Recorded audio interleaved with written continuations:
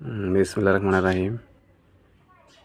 October মাসের মাঝামাঝি সময়ে আমরা এই রবি তরমুজটা কিছু চারা লাগাইছিলাম, পরীক্ষামূলকভাবে লাগাইছিলাম।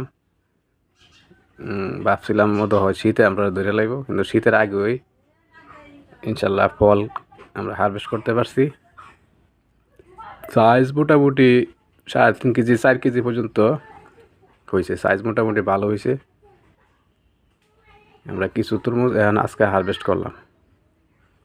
এটা হচ্ছে আপনার 20 পাতা কোম্পানির F1 রবি, ভিতরে হলুদ উপরে কালো।